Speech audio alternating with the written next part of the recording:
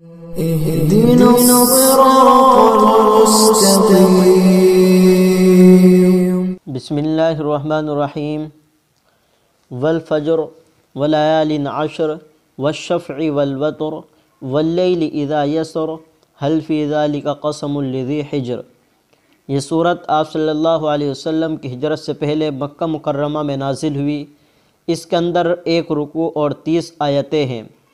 اس صورت کا موضوع کائنات عالم کے تغیرات اور اس کے نتائج سے استدلال کر کے آخرت کی جزا اور سزا کا اثبات ہے.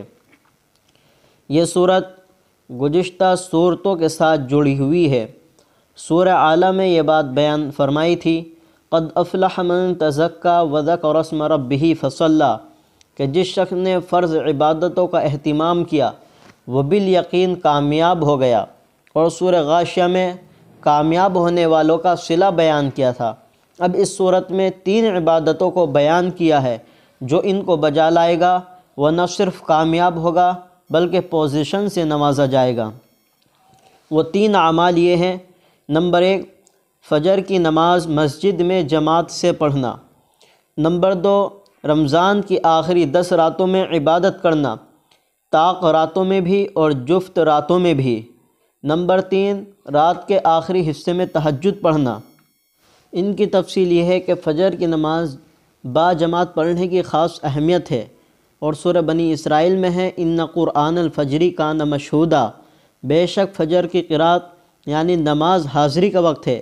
اس میں اللہ کا کلام سننے کے لیے فرشتے جماعت میں شریک ہوتے ہیں. دوسری نفل عبادت یہ ہے کہ رمضان کے آخری عشرے کی راتوں میں عبادت کرنا. عام طور پر انہی راتوں میں شب قدر آتی ہے جو 1000 مہینوں سے بہتر ہے. نبی کریم صلی اللہ علیہ وسلم بھی آخری عشرے میں کمر کس لیتے تھے اور گھر والوں کو بھی عبادت میں لگاتے تھے. اور آخری عشرے کی سب راتوں میں عبادت کرنی چاہیے، طاق راتوں میں بھی اور جفت راتوں میں بھی. جفت کہتے ہیں جو برابر تقسیم ہو جائے، اور طاق کہتے ہیں جو برابر تقسیم نہ ہو. جفت جیسے 20، 22، 24 اس طرح سے، اور طاق جو برابر تقسیم نہ ہو 21، 23، 25، 27 اس طرح سے. تیسری نفلی عبادت تہجد کی نماز ہے. جب رات ختم ہونے پر آئے تو اٹھ جائے اور وضو کر کے اللہ رب العزت کے سامنے سجدہ ریز ہو جائے. اور احادیث شریف میں اس کے بہت فضائل آئے ہیں. تو اس لیے اللہ رب العزت نے ان چیزوں کی قسم کھا کر یہ بات بیان فرمائی ہے کہ عقل مند کے لیے ان باتوں میں اشارہ ہے کہ وہ شخص ان کی تیاری میں لگ جائے اور پوزیشن حاصل کرنے کی کوشش کرے، ان عبادتوں کا اہتمام کرے تو اس کو پوزیشن حاصل ہو جائے گی. فرمایا والفجر، قسم ہے فجر کی. اس کے علاوہ اور بھی مختلف تفسیریں کی گئی ہے. بعض مفسرین نے کہا کہ محرم الحرام کی پہلی فجر ہے، بعض نے کہا عید کے دن کی فجر مراد ہے، اور مختلف تفسیریں کی گئی ہے. ولیال عشر، اور قسم ہے 10 راتوں کی. اس کے بارے میں بھی مختلف تفسیریں کی گئی ہے.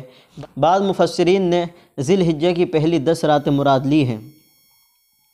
لیکن جس حدیث میں 10 راتوں کی تفسیر ذی الحجہ کے شروع کی 10 راتوں سے آئی ہے وہ حدیث نہایت ضعیف ہے.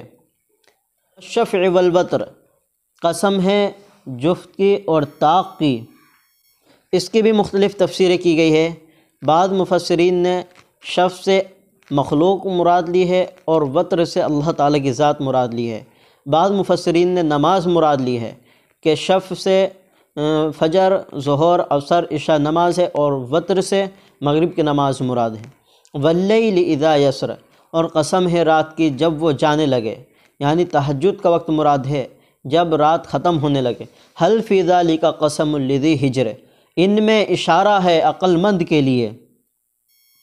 عقل مندوں کو یہ اشارہ سمجھنا چاہیے اور یہ عبادتیں بجا لانی چاہیے تاکہ ان کو پوزیشن حاصل ہو جائے.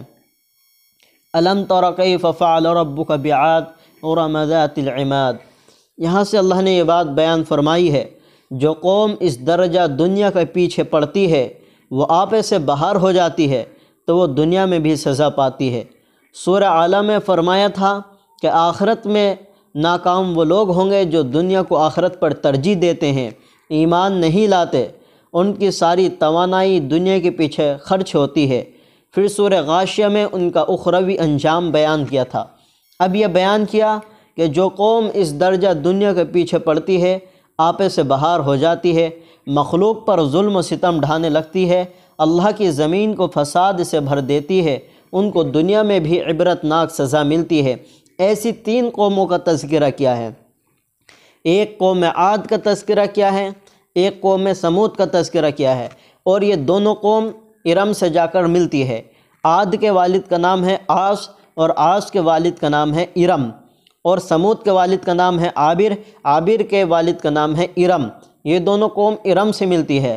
پھر ارم کا واسطہ ہے سام کا، اور سام نوح علیہ السلام پہ جا کر یہ قوم پہنچتی ہے۔ اس طرح سے یہ قومیں ہیں۔ قوم عاد اور قوم سمود کا اللہ نے تذکرہ کیا ہے کہ بہت طاقتور اور بہت مضبوط قوم تھی۔ اللہ رب العزت نے اتنی طاقتور اور اتنی مضبوط قوم کوئی پیدا نہیں فرمائی۔ ان کی لمبائی، ان کے قد و قامت ستونوں جیسے تھے، لمبے لمبے تھے، اور یہ پہاڑوں کو تراش تراش کر اپنے گھر بنا لیا کرتے تھے۔ اور فرعون کا تذکرہ کیا ہے۔ فرعون کو ذی الاوتاد کہنے کی ایک وجہ یہ بھی ہے، جمہور مفسرین کے نزدیک وہ جس پر خفا ہوتا اس کے ہاتھ پاؤں چاروں میخ میں باندھ کر یا خود اس میں میخیں گاڑ کر اس کو ڈال دیتا تھا، اور اس پر سانپ بچھو چھوڑ دیتا تھا۔ اس طرح سے ظلم و ستم کیا کرتا تھا، اس طرح سخت سزا لوگوں کو دیا کرتا تھا، اس لیے اس کو ذی الاوتاد فرمایا ہے۔ جب ان قوموں نے یعنی قوم عاد، قوم سمود اور فرعون نے انہوں نے زمین میں فساد پھیلایا، اللہ کی نافرمانی کی، تو اللہ رب العزت نے ان پر مختلف قسم قسم کے عذاب کو بھیجا اور ان کو ہلاک اور برباد کر دیا۔ تو فرمایا الم تر کیف فعل ربک بعاد، کیا آپ نے نہیں دیکھا کیا معاملہ کیا آپ کے پروردگار نے ستونوں والے عاد ارم کے ساتھ، جن کے مانند علاقے میں کوئی پیدا نہیں کیا گیا۔ وَثَمُودَ الَّذِينَ جَابُوا الصَّخْرَ بِالْوَادِ، اور سمود کے ساتھ جنہوں نے وادی قرا میں چٹانیں تراش کر مضبوط عمارتیں بنائی تھی۔ وَفِرْعَوْنَ ذِي الْأَوْتَادِ، اور میخوں والے فرعون کے ساتھ الَّذِينَ طَغَوْا فِي الْبِلَادِ، ان سب قوموں نے شہروں میں، علاقوں میں سرکشی کی اور ان میں بہت اہدم مچایا، پس ان پر آپ کے رب نے عذاب کا کوڑا بجایا۔ بالیقین آپ کے رب گھات میں ہیں، یعنی سب کا احوال دیکھ رہے ہیں۔ جب کسی کی شرارت کا پارہ چڑھ جاتا ہے تو اللہ رب العزت اس کو خاک میں ملا دیتے ہیں۔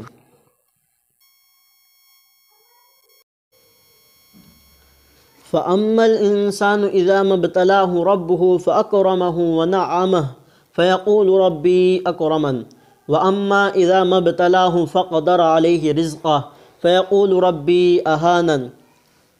یہاں سے ایک یہ بات سمجھو، اللہ رب العزت کبھی مال دے کر آزماتے ہیں، کبھی مال لے کر آزماتے ہیں۔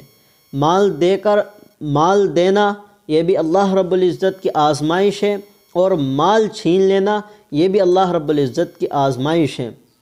اللہ رب العزت جس کو مال دے کر آزمائے، مثال کے طور پر اللہ نے اس کے تعلق سے 2 باتیں بیان فرمائی ہے۔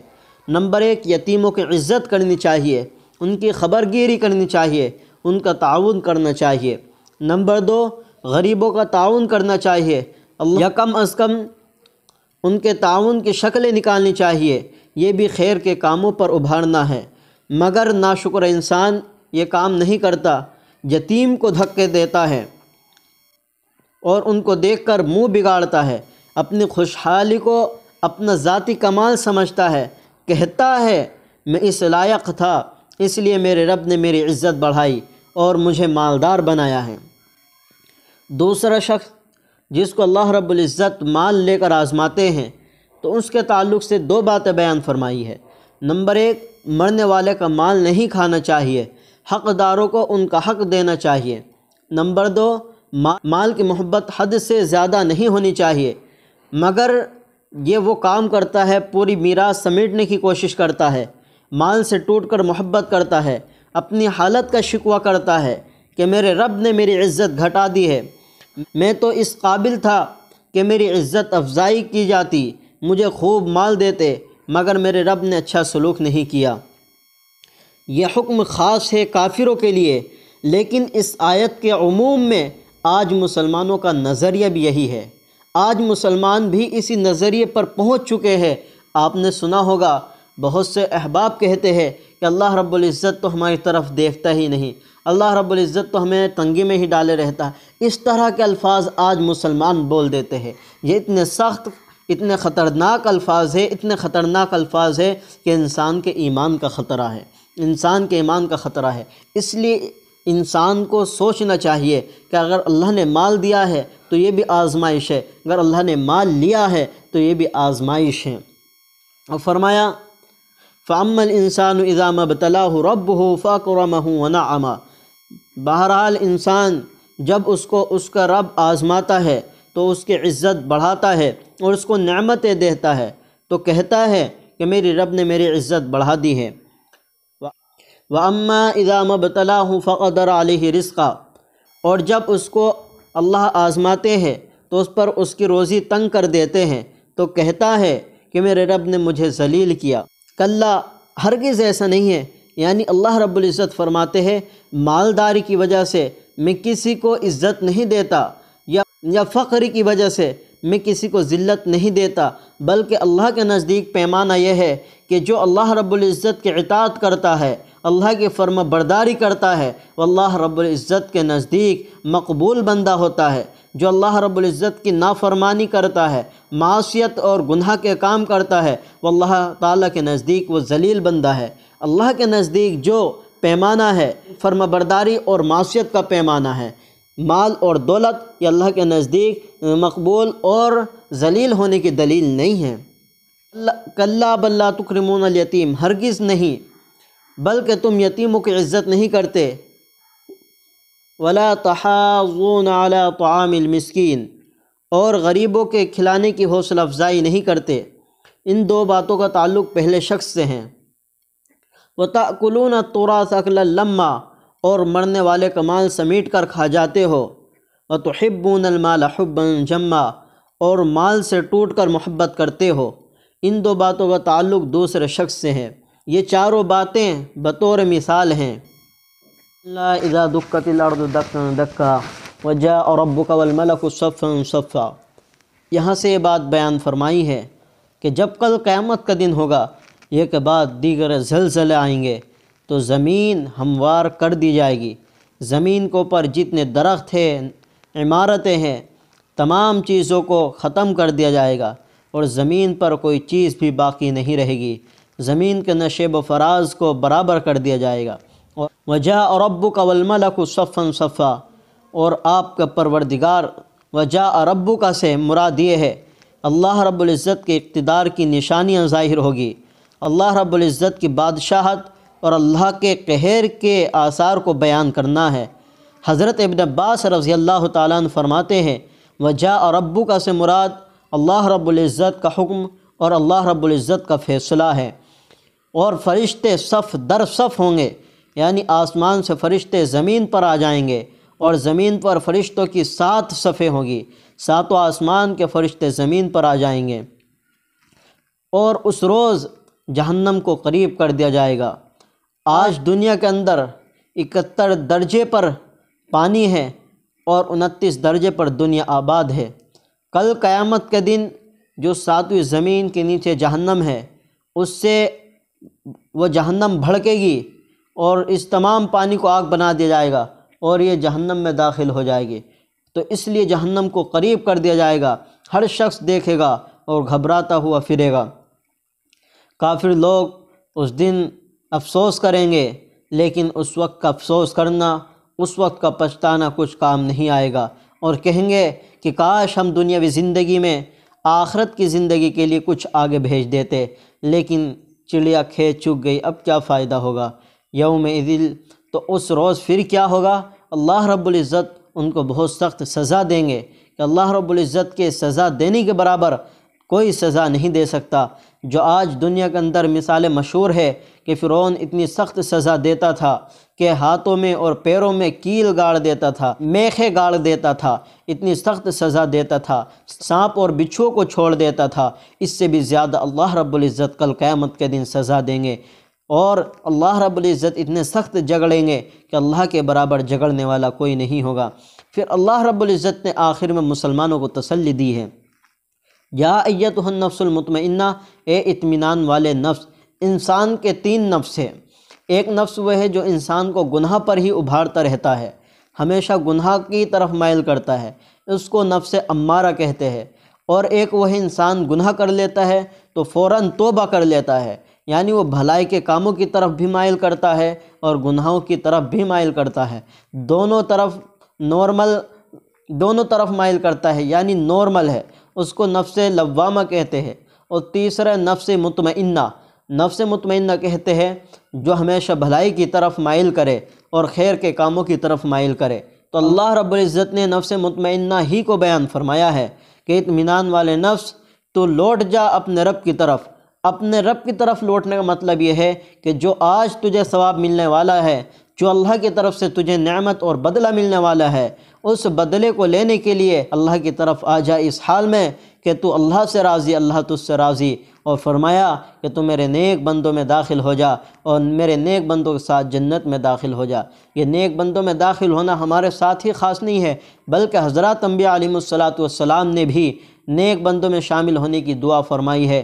علماء کرام نے یہ بات فرمائی ہے کہ دنیا کے اندر بھی نیک لوگوں سے محبت کرنا، نیک لوگوں سے تعلق کرنا، نیک لوگوں کی صحبت اور معیت اختیار کرنا، یہ ہمارے لیے جنت میں جانے کا سبب ہے۔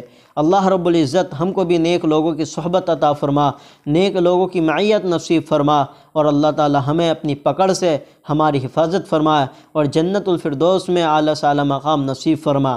فرمایا کلا اذا دکت الارض دکا دکا، ہرگز کلا، ہرگز ایسا نہیں ہے، یعنی جیسے تم خیال کرتے ہو کہ مالدار ہونا اللہ کے نزدیک مقبول ہونے کی علامت ہے اور فقر اور تنگ دستی میں ہونا اللہ کے نزدیک ذلیل ہونے کی دلیل ہے، ایسا نہیں ہے۔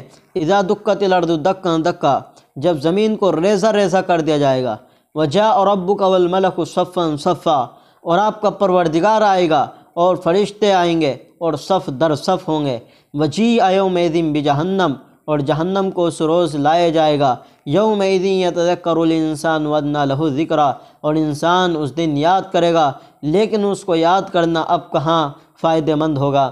یقول یا لیتنی قدمت لحیاتی، کہے گا کاش میں دنیاوی زندگی میں کچھ آگے بھیج دیتا۔ فیومئذ لا یعذب عذابہ احد، اس روز اللہ رب العزت ان کو اتنی سخت سزا دیں گے کہ اللہ کے برابر کوئی سزا نہیں دے سکتا۔ ولا یوثق وثاقہ احد، اور اتنے سخت جھگڑیں گے کہ اللہ کے برابر کوئی جھگڑنے والا نہیں ہوگا۔ یا ایتھا النفس المطمئنہ، اے اطمینان والے نفس، ارجع الی ربک، اپنے رب کی طرف چل، اس حال میں کہ تو اللہ سے راضی اور اللہ تجھ سے راضی۔